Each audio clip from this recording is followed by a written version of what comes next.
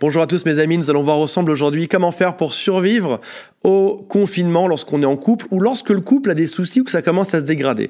Donc ce que je vous propose de faire, c'est qu'on va revoir les 3 situations ensemble. Situation favorable, c'est on est en couple en ce moment, mais ça pourrait devenir tendu. Deuxième situation, c'est on est en couple en ce moment dans un 28 mètres carrés, mais c'est déjà tendu. Comment faire pour que ça ne se dégrade pas? Et troisième situation qui est la pire, c'est on n'est plus en couple aujourd'hui. Et comment faire pour revenir à ce que ça se passe bien ensemble et faire que finalement, malgré le confinement, on soit ensemble d'ici peu. Donc je vous donne tout pour que votre vie de couple se passe bien dans cette vidéo. Avant de démarrer par le premier cas de figure qu'on a cité à l'instant, j'aimerais juste vous rappeler qu'il y a un superbe quiz en dessous qui s'appelle « Quelles sont mes chances de récupérer mon ex ?» C'est 12 questions, c'est très simple. Et en quelques minutes, vous avez tout un résultat avec des conseils. C'est gratos. Cliquez dessus et allez voir comment c'est. Alors, on va commencer par le cas de figure optimiste. Alors, moi, je suis un grand optimiste. C'est pas parce que je commence par le cas le plus favorable que les autres n'ont aucune chance. On va voir que chacun des cas que je vais vous citer a toutes ses chances d'avoir une superbe vie de couple et d'être superbement heureux ensemble.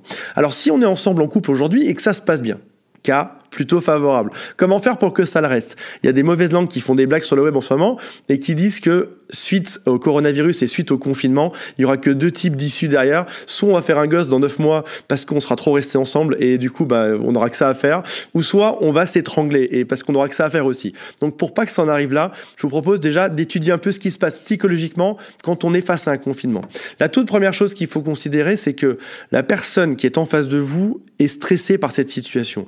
Alors des fois, le stress peut ressurgir de différentes manières. Tu peux avoir par exemple une femme ou un homme qui a l'air très heureux, qui rigole et qui partage des blagues, sauf qu'en fait, comme on sait très bien, parfois le fait de partager des blagues, c'est juste compenser un stress. C'est-à-dire qu'en fait, le rire est de manière naturelle un antidote au stress. Donc si ça se trouve, la personne en face de vous rigole beaucoup aujourd'hui, et j'espère que c'est le cas parce qu'elle est en forme, mais une des autres options pourrait être qu'elle cache un stress. Et derrière tout type de contagion, tout type du virus, tout type de guerre au passage et tout type de confinement, il y a forcément un stress. Donc la toute première chose à faire, c'est de considérer que la personne avec qui vous êtes est plutôt stressée en ce moment, c'est qu'elle est plus stressée que d'habitude. Et parfois même, si tu vois ton compagnon, ta compagne qui a l'air très détendue, dis-toi bien que c'est peut-être aussi une décompensation. C'est-à-dire qu'en fait, tu avais beaucoup de stress dernièrement et tout d'un coup, tout se relâche. Et puis, je sais pas, t'es un peu à la maison, t'es un peu apathique, tu bouges pas trop, t'es sur ton lit, ton canapé, t'es devant tes news. Mais finalement, ça cultive quand même du stress. Donc, premier conseil, pense bien au fait que ton compagnon, ta compagne, en ce moment, vit un stress, même si c'est que quelques pourcents, des fois c'est même beaucoup plus, il y a un stress qui est derrière, qui est inhérent à ce genre de situation. Deuxième chose à considérer quand on est en couple avec quelqu'un qui a un confinement, c'est qu'il va falloir être patient, prendre du temps. C'est des nouvelles habitudes à prendre en compte, c'est des nouvelles choses à faire dans sa vie, c'est, par exemple, je sais pas, c'est retrouver ses marques, si jamais il y a des enfants à la maison, si jamais, vous mangez avec vos copains, vos collègues du bureau, etc. D'un coup, il va falloir recréer un univers entièrement avec de nouvelles habitudes pendant les semaines à venir. Donc encore une fois, bien considérer le fait que, et d'une, la personne avec qui tu vis est stressée, et de 2, ça va prendre du temps pour recréer des habitudes. Donc pas d'urgence, on n'essaye pas dans les quelques heures à venir de tout changer, de tout modifier. On prend notre temps, on n'est pas à quelques jours près, surtout si on est coincé. On n'est vraiment pas à quelques jours près, donc prends ton temps par rapport à ça. Troisième chose à faire, ça va être de réinventer un quotidien. C'est-à-dire en gros, lorsqu'on est dans de nouvelles habitudes et qu'on s'ennuie, il va falloir s'occuper. Finalement, si on réfléchit bien, ton travail, ça t'a pris peut-être des mois avant de le trouver. Ta vie professionnelle, ça t'a peut-être pris des mois. Tes sorties avec tes copains, ça t'a peut-être pris des mois ou des années pour trouver les bons amis pour sortir. Là, tout d'un coup, il faut tout réinventer. Et encore une fois, ça prend du temps de tout réinventer. Il y a probablement des choses que vous pouvez faire à la maison. Ça paraît bateau ce que je dis, mais il y a probablement des choses que vous pouvez faire à la maison et être actif dessus. C'est-à-dire que ne pas rester de manière passive face à une situation qui est dérangeante. Là, l'idée, c'est d'enclencher un mode actif, un mode où tu vas pouvoir être force de proposition, soumettre des choses. Alors comment est-ce qu'on fait pour être force de proposition? Par exemple, une fois par jour, on va sortir une nouvelle idée. Et si on faisait n'importe quoi, un jeu de société? Et si on allait par exemple lister les choses les endroits qu'on a envie de visiter dans les 5 ou 10 années à venir? Et si on faisait le calcul de notre budget pour savoir à quel moment on pourra s'acheter une maison ensemble? Et si on réfléchissait à la prochaine chose, au prochain défi qu'on va se mettre ensemble? L'idée de défi et de futur ensemble est forcément une stratégie gagnante. Il y a un dicton qui dit « l'herbe est toujours plus verte chez les voisins », ce qui fait que souvent, quand on dit ce dicton, c'est qu'on imagine souvent que notre compagne a envie d'aller sortir avec quelqu'un d'autre pour recréer de la nouveauté. L'idée là, c'est d'aller ensemble vers quelque chose de plus vert, c'est-à-dire en fait d'être à 2 dans cette direction et de s'y diriger pour avoir un futur ensemble. tous les couples qui marchent, et je vous garantis que c'est le cas dans 100% des couples qui marchent, ont toujours des projets à court terme, moyen terme, long terme. Donc c'est l'occasion de réinventer ça tous les jours et de se demander en quoi est-ce que je vais pouvoir proposer des choses, être force de proposition, être actif dessus sur des projets à court terme, en quoi est-ce que je vais pouvoir être force de proposition sur des sujets à moyen terme et sur des sujets à long terme. À court terme, ça peut être comment s'occuper dans les 24 heures ou faire des courses, qu'est-ce qu'on va manger ce soir. À moyen terme, ce sera peut-être quelle voiture changer dans les mois à venir, où est-ce qu'on va pouvoir aller quand le confinement sera fini. Et à long terme, ce sera est-ce qu'on a des enfants ensemble, est-ce qu'on va acheter une maison, est-ce qu'on va faire ci, est-ce qu'on va emménager quelque part, est-ce qu'on va changer de pays.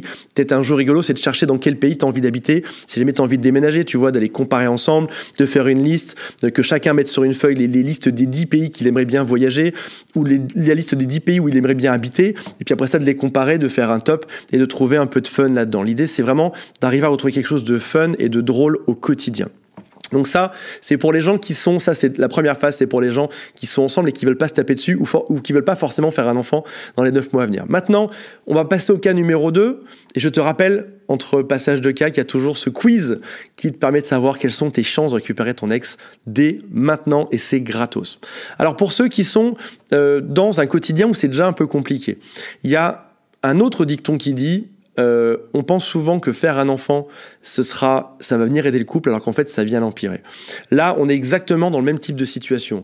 On peut penser que le fait d'être confinés ensemble, c'est quelque chose qui va venir améliorer notre quotidien et l'arranger, alors qu'au final, ce sera forcément quelque chose qui va venir empirer une situation existante. Ça veut dire en gros que si ta situation existante était déjà compliquée aujourd'hui, tu vas probablement te retrouver dans une situation qui sera encore un peu plus compliquée après. Donc ça veut dire que si tu sais anticiper ça, si tu sais le penser à l'avance, tu seras pas surpris au moment où ça va arriver. Donc en gros, attends-toi à ce que la situation compliquée puisse se détériorer encore. Alors, mes bons conseils par rapport à ça. Primo, c'est de récupérer tous les conseils qu'on a vus juste avant qui s'appliquent à toi également. Prendre son temps, considérer le stress et faire des projets court terme, moyen terme et long terme. Pour toi, tu as en plus la chose suivante, c'est que tu vas laisser un peu d'espace vital à la personne avec qui tu es. Il n'y a rien de pire que de se retrouver enfermés l'un sur l'autre. Et dans ce cas-là, charge à toi d'aller trouver des manières d'échapper à l'autre et de lui laisser son espace vital. On peut vite se sentir enfermé en fait dans ce genre de situation, entre quatre murs, enfermé à pas savoir quoi faire, à pas vouloir bouger. En plus, avec une personne avec qui on est déjà un peu en tension.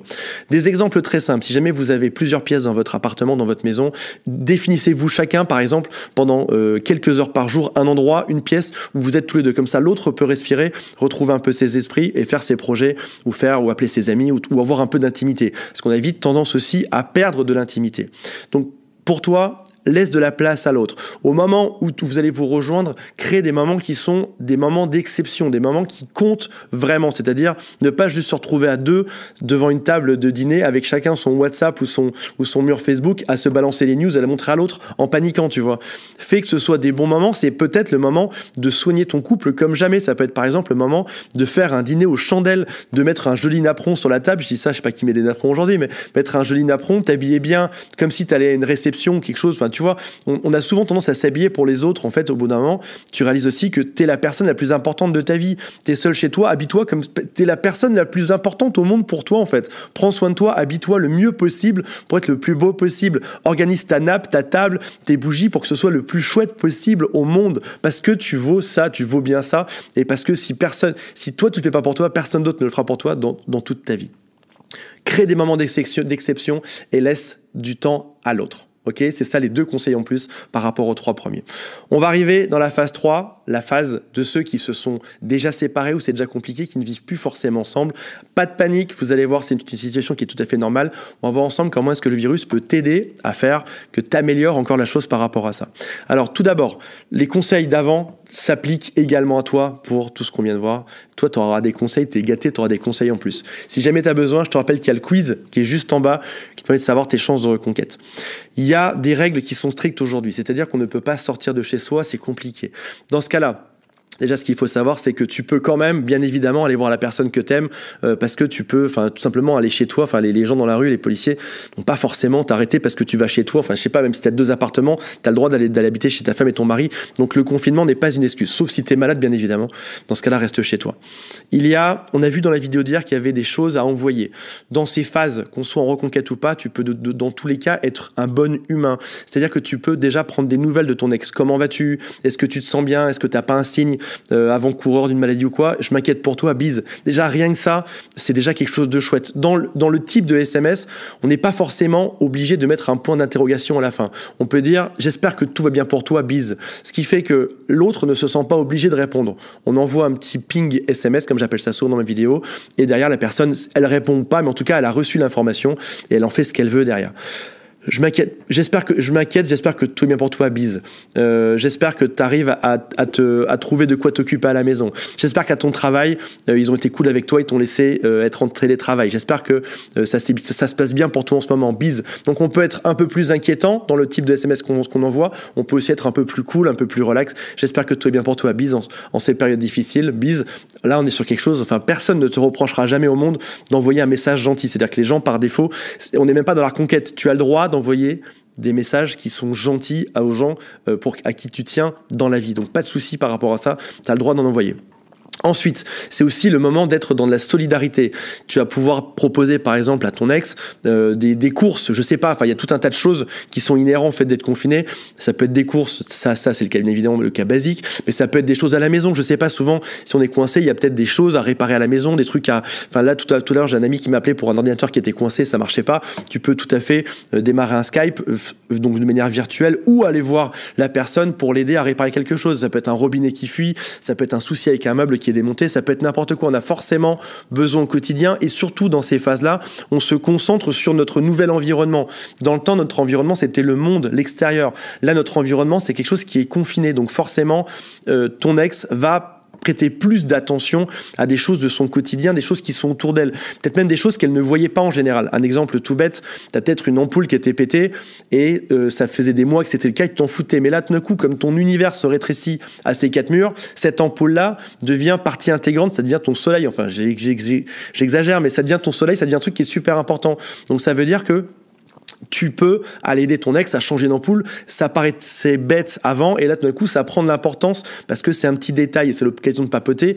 Et l'idée c'est pas d'être dans une reconquête qui soit extrêmement agressive parce qu'encore une fois, comme je dis dans beaucoup de vidéos, on est dans des phases qui sont extrêmement stressantes déjà, donc on va pas rajouter de l'agression ou du stress dessus, ce serait très malvenu. Je sais pas, c'est un peu comme si tu vas rendre visite à quelqu'un qui est malade à l'hôpital, tu vas pas lui mettre du stress alors qu'est-ce que tu penses de moi, est-ce que tu m'aimes toujours pas? Non, la personne est en convalescence. Là c'est pareil, à moindre échelle c'est pareil. Là.